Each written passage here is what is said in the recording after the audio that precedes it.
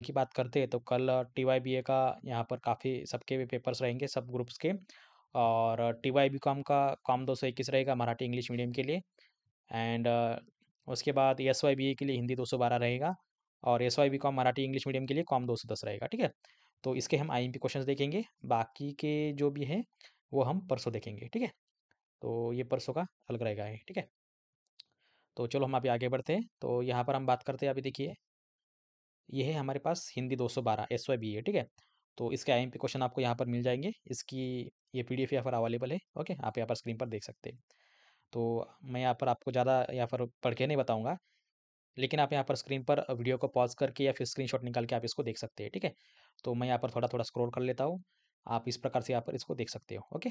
तो मैं थोड़ा नीचे कर लेता हूँ, ओके। सो आई होप कि आप सबको ये समझ में आ रहा होगा, ओके। तो इस प्रकार से आप यहाँ पर इसका स्क्रीनशॉट या फिर इसका फोटो वगैरह निकाल सकते हो।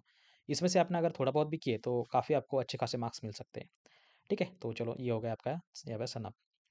आगे है यहाँ पर देखिए एस वाय बी कॉम का है इंग्लिश मराठी मीडियम के लिए com 210, okay. S Y B com Marathi English medium com 210.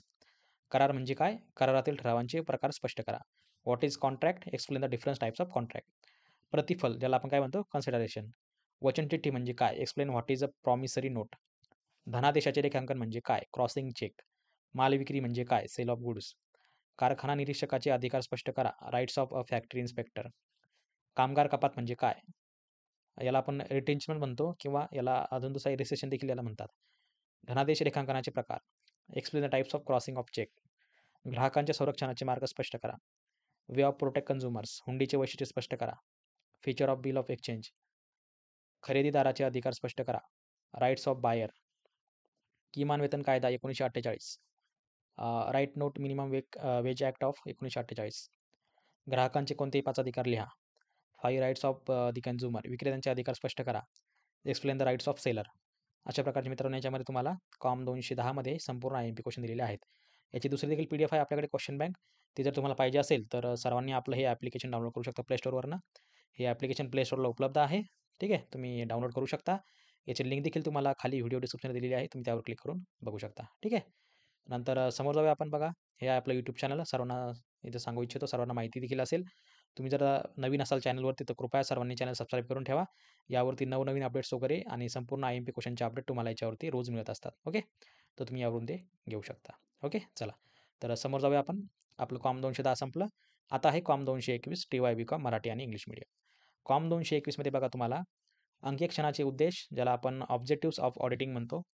नियमक अंकक्षणाचे प्रकार ज्याला आपण टाइप्स ऑफ स्टॅट्युटरी ऑडिट म्हणतो. प्रमाणाचे उद्देश स्पष्ट करा. Objective of watching. विशेष किंवा खास रोज कीर्तीचे वर्णन कसे करतात ते तुम्हाला स्पष्ट करायचं आहे. Watching of journal proper. मूल्यांकनाच्या पद्धती स्पष्ट करा. Method of valuation. परिव्यय लेखांकनाचे फायदे थोडक्यात तुम्हाला सांगायचे आहेत. ॲडव्हांटेजेस ऑफ कॉस्टिंग ज्याला आपण काय म्हणतो लेखांकन. अंकेक्षणाचे महत्त्व तुम्हाला स्पष्ट करायचं आहे. Importance of auditing.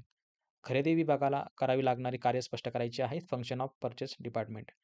परिव्यय पत्रकाचे उद्देश तुम्हाला स्पष्ट करायचे आहे. Objectives of cost sheet. अंकेक्षणाचे फायदे ॲडव्हांटेजेस ऑफ ऑडिटिंग. अंतर्गत तपासण्याचे मूलतत्व तुम्हाला सांगायचे आहेत. Principle of internal check system. अंकेक्षणाची पात्रता तुम्हाला स्पष्ट करायचं आहे. Qualifications of company auditor. अंकेक्षणाचे गुण तुम्हाला स्पष्ट करायचे आहेत. Qualities of ऑडिटेटर.